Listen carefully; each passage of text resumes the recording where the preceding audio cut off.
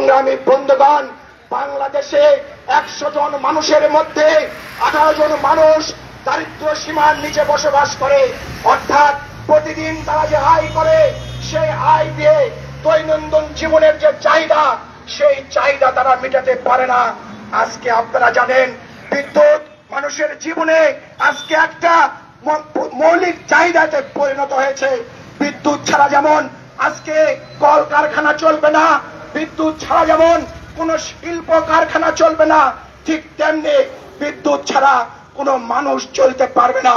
সংগ্রামী বন্ধুগণ, আজকে এই বিদ্যুতের যে প্রিপেইড মিটার, বিদ্যুৎ টাকা থাকলে আমি বিদ্যুৎ পাবো, টাকা না থাকলে আমি বিদ্যুৎ পাবো না।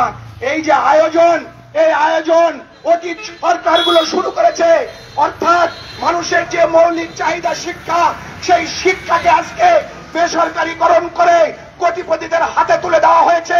টাকা থাকলে আপনি শিক্ষা পাবেন, ঠিক জীবনদায়ী যে চিকিৎসা ব্যবস্থা, একই কায়দায় আজকে ওই কোটিপতি ব্যবসায়ীদের হাতে তুলে দিয়ে আজকে মানুষকে মৃত্যুর দিকে ঠেলে দিচ্ছে। একই কায়দায় জনগণের সম্পদ লুটপাট করার জন্য যেভাবে শিক্ষাকে বেসরকারীকরণ করা হয়েছে, যেভাবে চিকিৎসাকে বেসরকারীকরণ করা হয়েছে, একই কায়দায় বিদ্যুৎকে বেসরকারীকরণ করে আজকে জনগণের পকেট কাটার সিদ্ধান্ত নেওয়া হয়েছে। সংগ্রামী বন্ধুগণ, আমরা লড়াই করেছি সমতার জন্য, আমরা লড়াই করেছি পেট ভরে খাবারের জন্য। 71 সালের মুক্তিযুদ্ধের অঙ্গীকার ছিল সামনের বাংলাদেশ প্রতিষ্ঠা হবে, সকল মানুষ ন্যায় বিচার পাবে, সকল মানুষ মানবিক মর্যাদা নিয়ে বসবাস করবে।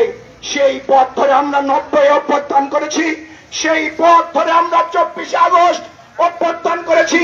সেই অভ্যুত্থানের মূল বাণী ছিল বৈষম্যহীন একটি সমাজ প্রতিষ্ঠা করা।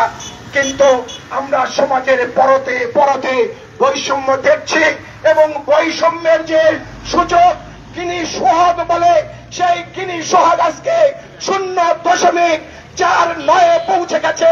এটা 5-0 হলে বাংলাদেশ একটা ভয়ঙ্কর সংকটের মধ্যে পড়বে।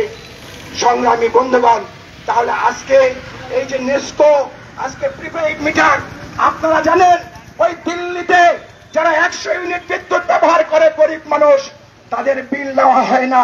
তাহলে আপনারা গরিব মানুষের বিদ্যুৎ ফ্রি করে দিতে পারেন না, গরিব মানুষের বিদ্যুৎ ফ্রি করে দিতে পারেন না। আর গরিব মানুষের বাড়িতে আপনারা প্রিপেইড মিটার লাগাতে পারেন, আর আপনারা দাবি করেন আমরা জনগণের সরকার, আপনারা দাবি করেন আমরা মুক্তিযুদ্ধের চেতনায় বিশ্বাস করি, আপনারা দাবি করেন আমরা জুলাইয়ের স্পিড ধারণ করি। মিথ্যে কথা। আপনারা মূলত যে বয়ানি দেন না কেন, আপনারা আসলে এদেশের ধনী শ্রেণীর লুটপাটের যে স্বার্থ, সেই স্বার্থ রক্ষা করার জন্যই আপনারা এখনো ক্রিয়াশীল আছেন। সংগ্রামী বন্ধুগণ, সেই কারণে আমরা বলতে চাই, আজকে প্রিপেইড যে মিটার, এই মিটার শুধুমাত্র প্রিপেইড মিটার নয়, এইটা হচ্ছে বাংলাদেশে শোষণমূলক যে রাষ্ট্র, গরিবীকরণ করার যে রাষ্ট্র, সেই রাষ্ট্রের চরিত্রের একটি অংশ। সুতরাং এই লড়াই হবে প্রিপেইড মিটারের বিরুদ্ধে, এই লড়াই হবে সকল প্রকার বৈষম্যের বিরুদ্ধে, এই লড়াই হবে গরিব মানুষের শিক্ষা, চিকিৎসা, অন্ন, বস্ত্র, বাসস্থানের দাবি নিয়ে।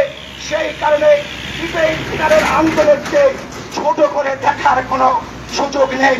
আগামী দিনে এরা যদি এই প্রিপেইড মিটার স্থাপনের সিদ্ধান্ত বাতিল না করে, তাহলে বৃহত্তর আন্দোলন ঘোষণা করা হবে। সংগ্রামী বন্ধুগণ, ওই যে পালপাড়ায় আতাউরের উপরে মিথ্যে মামলা দিয়ে আজকে তাকে হয়রানি করা হচ্ছে, সেই কাগজপত্র নিয়ে এখানে এসেছে। অনতি বিলম্বে আতাউরের ওই মামলা প্রত্যাহার করে নিতে হবে। এই দাবি জানিয়ে আগামী দিনে প্রিপেইড মিটার স্থাপনের বিরুদ্ধে যে কোন আন্দোলন গড়ে উঠবে, সেই আন্দোলনের বিরুদ্ধে আপনারা আমাদের সঙ্গে থাকবেন।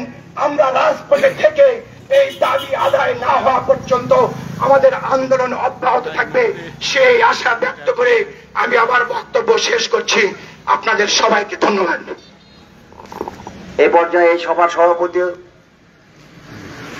বিদ্যুৎ গ্রাহক স্বার্থ রক্ষা কমিটির সংগ্রামী আহ্বায়ক